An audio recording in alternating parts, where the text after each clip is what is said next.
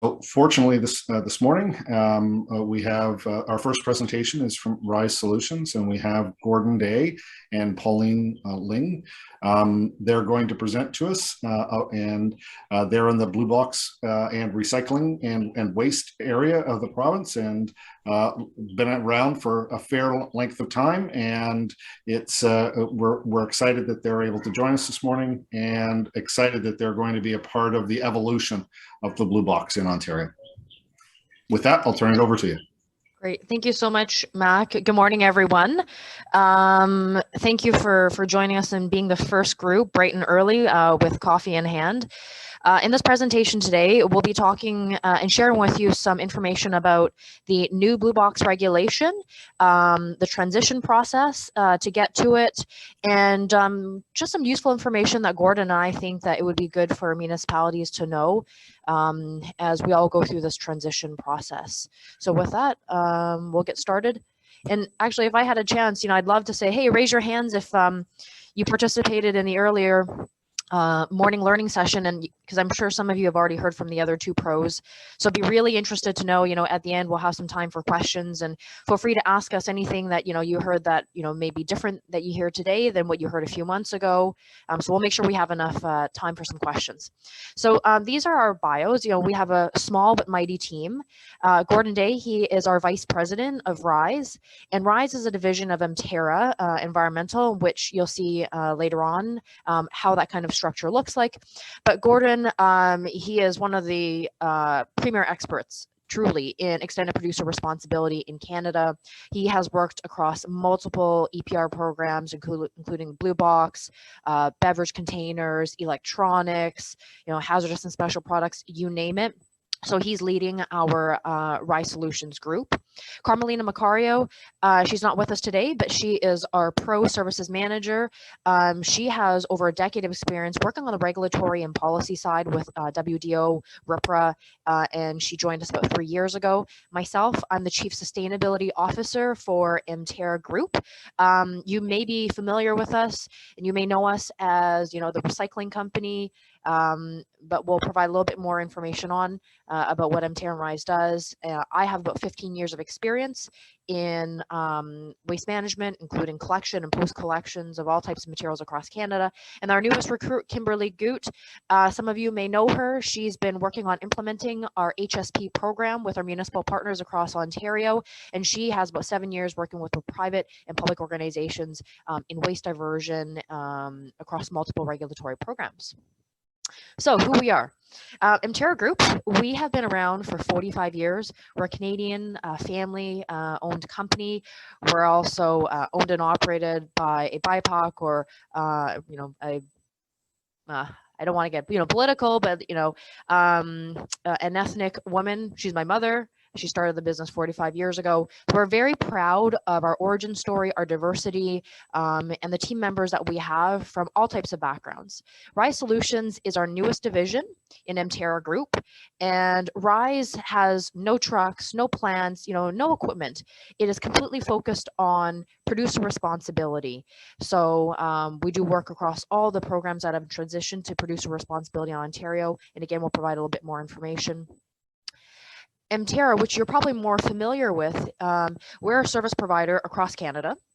We are in 4 different provinces in the state of Michigan, but we service well over 10% of the Canadian population. We have about 20 contracts in Ontario alone. And we're spread out across Ontario. We're in the southern GTA, we're southwestern Ontario, but we're also in places that I call the north, and part of my ignorance because I live in Burlington, but we're in Fort Francis, Sioux Narrows, Nestor Falls, but we're also kind of in the northeast part where in Renfrew County and that part. We handle more than 500,000 tons of recyclables every single year. So for sure, we are very well experienced in the business of Blue Box. We have over 600 trucks, 40 locations, and 1,100 employees. So we're very well established in the waste management recycling sector. As you can see there, we're in we're in British Columbia, Saskatchewan, Manitoba, Ontario, and Michigan. And what is interesting is that our experience in British Columbia transitioning to the full EPR program in 2014, I would say is a very useful experience for what we're going to be going through now in Ontario. One of the big differences though is that we had to transition to EPR in British Columbia in 5 months. So we're very fortunate the government here has given us, about a year and a half to do so. But honestly, the Ontario program is much, much more complex than BC. And we'll share more insights further on in our presentation. Of course, when we talk about recycling these days, it's really hard to talk about recycling without plastics, single-use plastics. It's a subject that's very close to everybody's hearts, our constituents. It's in the media, it's everywhere. So Mterra has done a lot of work to really expand our plastics recovery capabilities by forming really important partnerships with the largest and key plastics processors in Canada.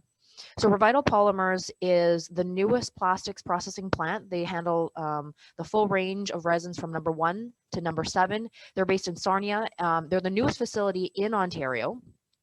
And also we are partners with Merlin Plastics. They are the largest plastics processor in Canada, and their facilities are focused in Western Canada as well as Oregon and California. And through these partnerships, we're able to process and recover the full spectrum of, number 1 to number 7 resins. But, as the complexity of plastics grow, we know that we need to also take a look at, what we call these days advanced or chemical recycling of plastics. So we've formed a partnership with Pyrowave and Ineos.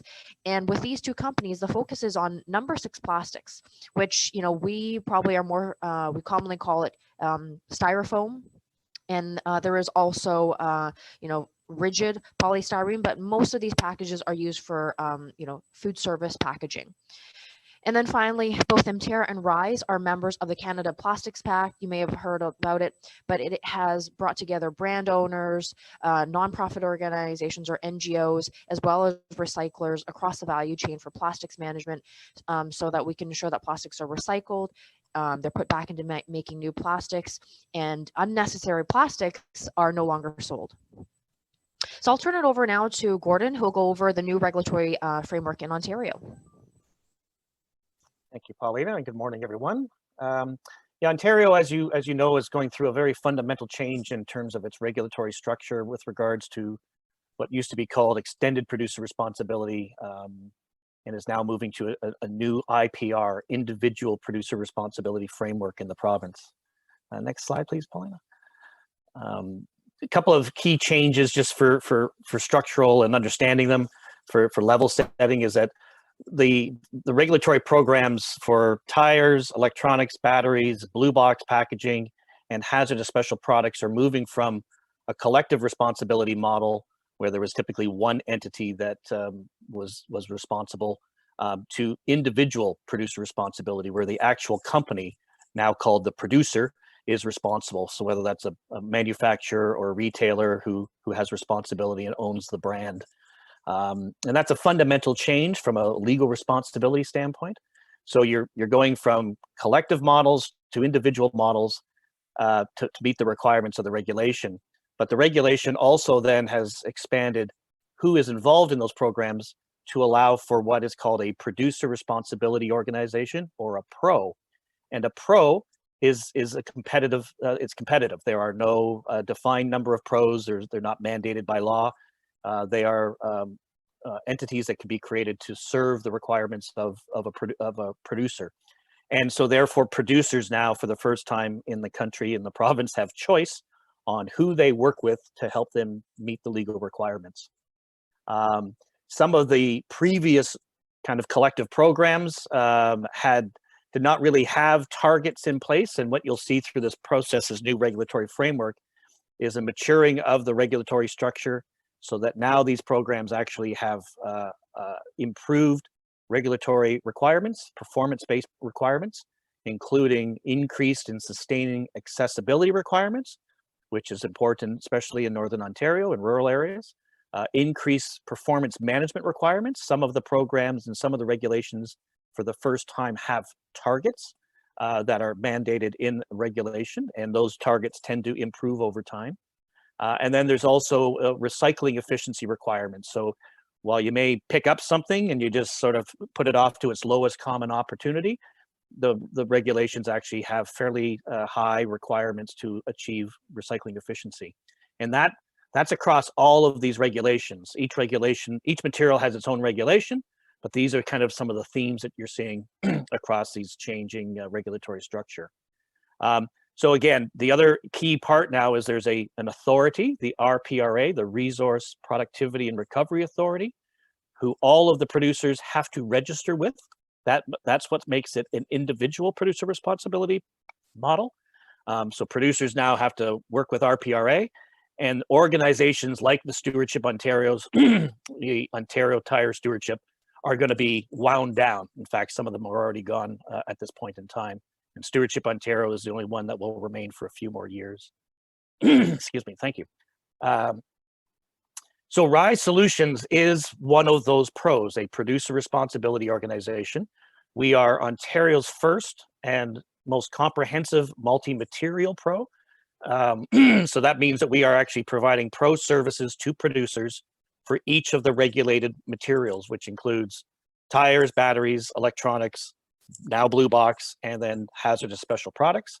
Right, and we, from our standpoint, we've created Ryse Solutions has been created specifically for this changing regulatory structure, and we put a high degree of our emphasis on working with the producers, mid-size and smaller producers primarily, to help them understand this changing regulatory environment and the company's individual requirements. We spend a lot of time on hands-on customer service with good experience now across these programs.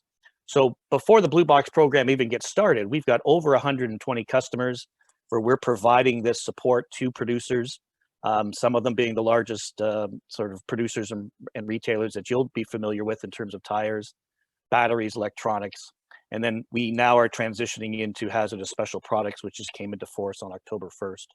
So we've got over 120 customers, over 16 million kilograms across these various materials that we manage under contract. So we've got this experience, this developing experience in being a pro. We've never been designed to be the largest pro, but what we are is providing great customer service and a competitive option for producers.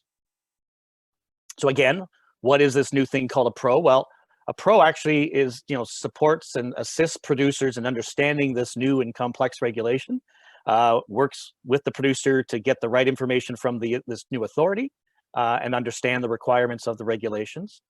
Ultimately, pros arrange the contracts and manage the service providers and work with municipal contract managers to get the material out of the system, to maintain those collection programs and management programs. Ultimately, we actually then have to produce audit reports and compliance reports. And then for the Blue Box in particular, there's this new requirement for the pro to be a rule creator. And we'll talk about that very briefly. And so on the Ontario side, obviously everyone's aware that the fundamental change that's happening on the Blue Box program is the moving from a 50% financial payment responsibility, where municipalities had 100% operational responsibility. That's transitioning over a 3-year period, whereby by 2026, producers will be fully responsible financially and operationally for the Blue Box system across Ontario. That's a big change that's going on. Municipalities no longer are required to provide Blue Box services. The requirement is now that of the producers. However, municipalities will have choice on how and whether to participate as service providers, as contract managers, or to exit the system entirely. There is going to be sort of a producer redesign of the system. So pros and basically on behalf of producers will be sharing the operation of the Blue Box program, which includes harmonization of programs and basically no longer being constrained by municipal boundaries. And the pros now have to divide up the province and talk about developing and maintaining a shared common collection system. And we've got some slides on how that might look. So what this common collection system can sort of look, right now there's sort of two big thoughts in mind. One is sort of one entity where the entire province is coordinated under one sort of common collection system operator. The second option is kind of a regional pro model, a regional kind of management model, which our communications team seems to think looks a little bit more like Games of Thrones. So the next slide just talks about some of the options, a little bit more detail. Again, option one is where a pro-neutral, a third-party operator manages the collection services for the entire province. The cost of that operator is shared proportionally by the pros and proportionally by their market share of producers that they represent. The operator discharges the mandate given to it by all the pros, and that mandate could include matters of collective benefit to producers and municipalities, such as promotion and education, the whole procurement process, equitable allocation of costs and tons collected, to manage municipal relations in terms of contract management and service providers, and where does the call go to when somebody has something, an issue at their collection at their home, and to assist RPRA in compliance. Possibly that's an option, especially in helping identify free riders. This process could ensure, procurement process of the province is free of conflict and is open on a competitive basis. It's transparent and accountable to all producers through their pros. And we think that there should be strict, under this model, there'd be sort of strict separation of financial and management interests of any pro. So no one pro would be able to have undue influence in this process. That's sort of one model that's being proposed. A second model that's being proposed is more of this kind of regional pros. So different areas would be assigned to different pros, and those areas, within that area, the pro would be responsible for the procurement of the collection services from the private and public sector for that catchment zone or that area. Each pro manages the work of the private or public sector within that space. The pro would handle possibly P&E independently within that zone. This one has some concerns about fairness and open and transparent procurement across the pros, possibly less transparency and accountability to all producers. We still have this concern about strict financial management interests of any pro. How does that get handled under this kind of model? And concerns about the separation of the financial and management. So this second model is an option. It's been used in other jurisdictions. We have to see how this applies in the Ontario context and with the unique natures of the three pros that are likely to be in this initial process. So again, when we're talking to municipalities, when we're talking about this issue, a lot of people are saying, well, what's this redesigned system look like? Is it going to be single stream or dual or multi-streams? Is it going to be one system across the province? Is it going to be differences regionally based on local conditions or accessibility? Collection container preferences, carts or box, frequency, all those various questions are things that we have to address. Those are going to be on the table, and that's going to be part of this whole redesign of the system in Ontario. And so that, many of the answers to those questions will be determined over the coming months, and the outcome of this allocation process, which runs frankly from now until no later than June of next year. That's when the pros have to table a set of rules for this allocation table. And then we've got this transition period that's happening between 2023 and 2026 with municipalities. So there's lots of things to sort out and lots of experiences to bring forward from places like BC, where they have gone through this process. They handled things like glass and some plastics on a depot system. Is that an option? We may not even be allowed to do that in Ontario. So those are the things that we're going to have to face and look at issues like varying contamination levels, especially in Southern Ontario, and how does that get distributed across the pros in an equitable way. So there's lots of things for us to sort out over the coming months. I'm going to turn it back to Paulina for the last part of our presentation here. Thank you, Gordon. And of course, you're here today because you want to figure out, what are the opportunities, what is the role for municipalities, First Nations communities in this transition process. So hopefully we've given you some good information, good ideas, and we just have a couple of final thoughts for you. So these are just some of the questions that we've heard over the last few months that we've been asked by municipalities, First Nations communities. So, in the next few slides, we kind of summarize the answers that we are giving to municipalities on common questions that we've heard. So one question is, what role do you see for municipalities and First Nations communities moving forward, and the pros relationships with them? So, for us, for Ryse, we're not just a pro, we're a service provider. We've been doing it for the last 4 decades. So now we can say that we certainly have a really good understanding of what is the municipal experience like? What are some of the issues that you're going to face? What are some of the opportunities that you have?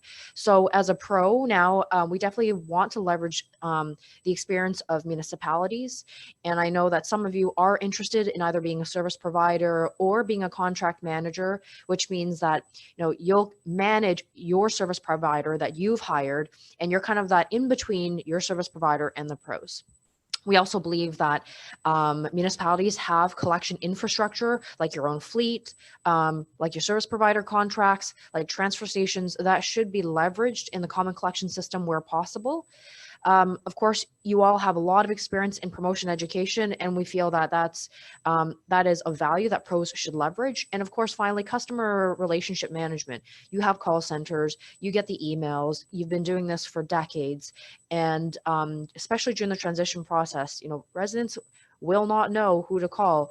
And the reality is your CSR department, all of you will still be getting calls from your residents. So how do we leverage that touch point as well? Next common question that we got is, when do you expect to be ready to engage, or when do pros expect to be ready to engage in discussions with potential service providers, contract managers to fulfill the pros' obligations? So, what we're saying is kind of depends on what's going to happen between the negotiations of the pros. And Gordon just mentioned this negotiation process started November 1st, and it has to end by June 30th of next year, at which point the pros have to be able to come up with a coherent and agreed upon set of rules for the common collection system and the allocation table that would be presented to RIPRA for approval. So depending on what the pros can agree on, and in terms of, what would the common collection system look like? Which area is 2-stream, which area is single stream? How should the services be tendered out? How should municipalities be engaged and negotiated with? That's all going to really be determined in the next 6.5 months. And at least Ryse's hope, we hope to be able to engage with service providers, municipalities, contract managers well before Q2 of next year. A third question that we get commonly asked is, is there anything that municipalities and First Nations communities can do who are interested in either being a service provider or contract manager? What can you do to kind of get ready? Because pros will be approaching you, whether independent pros or this common collection system operator administrator body will be approaching you to say, what does your current contract look like with your service provider? Or, how do you collect in your municipality? What does this look like? Pros will want to understand this because they'll want to see, can we work with you in your community to make the transition a lot smoother? Or does something else have to happen, like we have to take your area out to tender? So our advice is, know your top 3 criteria for determining whether you want to be a service provider or a contract manager or not before January. I know that's not a lot of time, but this will ensure that you are well prepared for when you are approached by the common collection system operator or pros.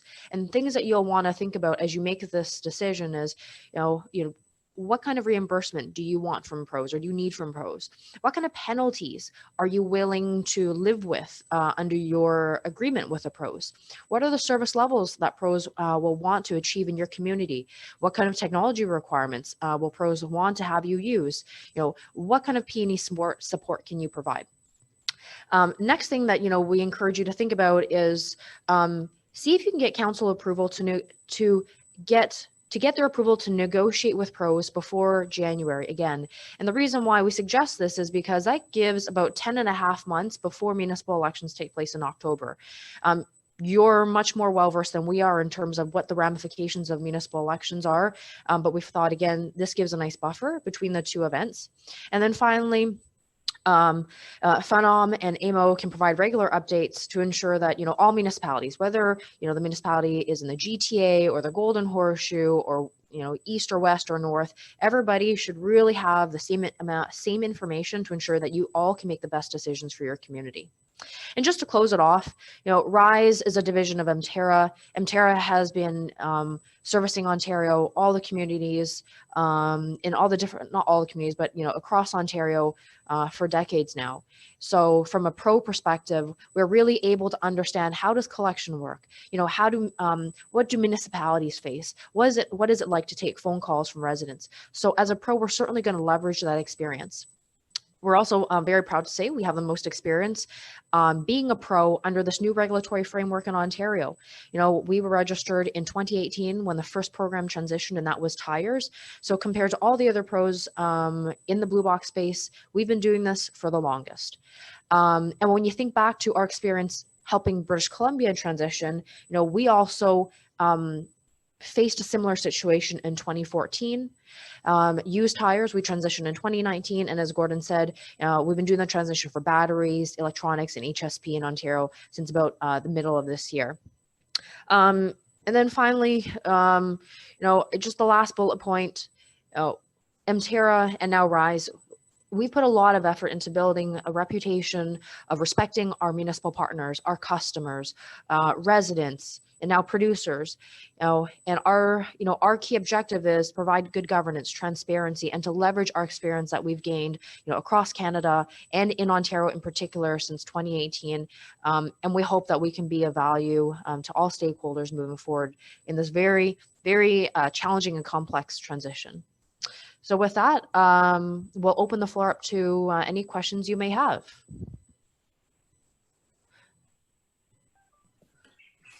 I don't see any right now, but they may jump in. If I could maybe just start with one, and either one of you can answer it however you'd like. If I'm a small community, say of 1,700 people, and we don't have the millers, we don't have the Canor, we don't have in any of the larger players coming in and collecting our blue box, it's done by somebody that quite possibly could be local, and then they get it to a larger stream that makes its way to be recycled. What do you see that a smaller community, how do they have to get, how does their role in moving forward? Do you still see that? Do you see millers of the world coming to small communities, or do you see the smaller independents still playing a role in the collection of blue box? That's a really good question, Mac, and I see actually both. So pros will, pros are going to essentially redraw the boundaries of where services are provided, right? So they'll no longer be, municipality based, and a community with 1,700 homes would likely be included in a larger area to create like economies of scale, so that larger waste management companies can come in and create a bit of a home base, with 20 trucks, for example, and service a region. And in that scenario, larger companies may come in, but maybe they may hire subcontractors, right? Because there might be a pocket within that region where they're like, it's more efficient if we utilize a local service provider. And in the example that you provided, it's this kind of local mom and pop business. So I think, all the scenarios that you envision could happen. And then, sorry, what if my community had never, because of the size of our community and the population of our community, we're not going to be transitioned until the balance of the province. And then eventually after 2025 or 2026, we'll be, we're going to have a recycling program. just like every other province, or sorry, every other municipality. How do you see the larger players going into communities that are so remote, using your experience in British Columbia, where you do have little remote communities that all of a sudden you have the cost of recycling with them?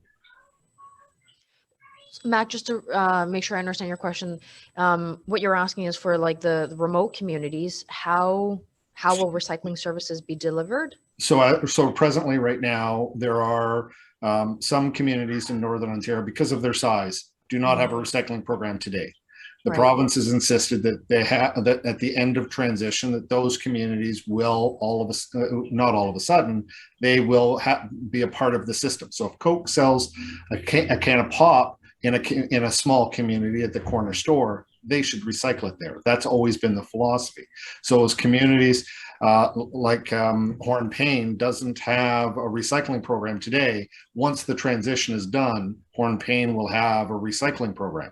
And so I would just like to know, what do you see? How do you see, because of your experience in British Columbia, those small, very small communities, how do you handle recycling in communities that are less than 1,000 people? Sure.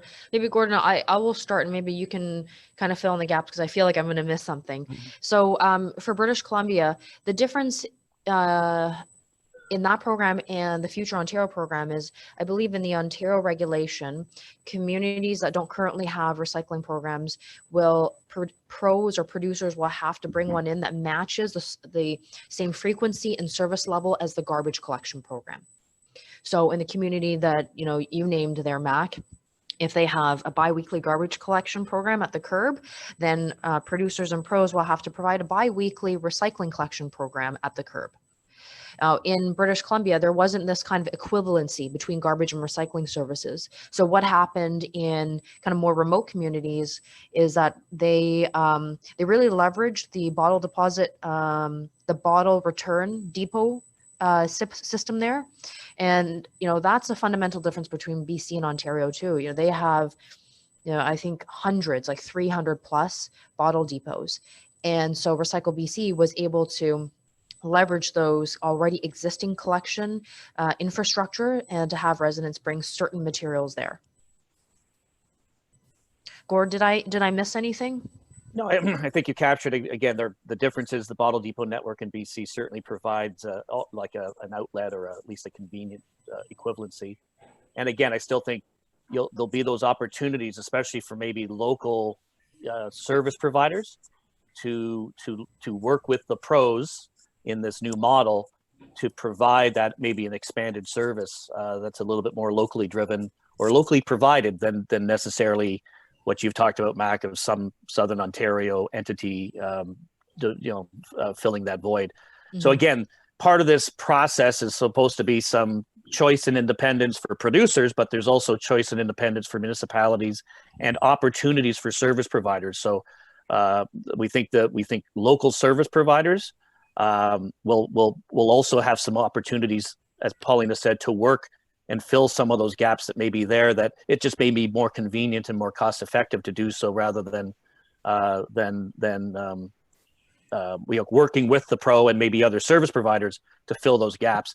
And we're seeing that sort of network happening with the other materials, with tires, and where, again, the tire program, some of the other programs are still provided. The local service tends to be provided by service providers in the community that may be contracted with a pro or contracted with another service provider.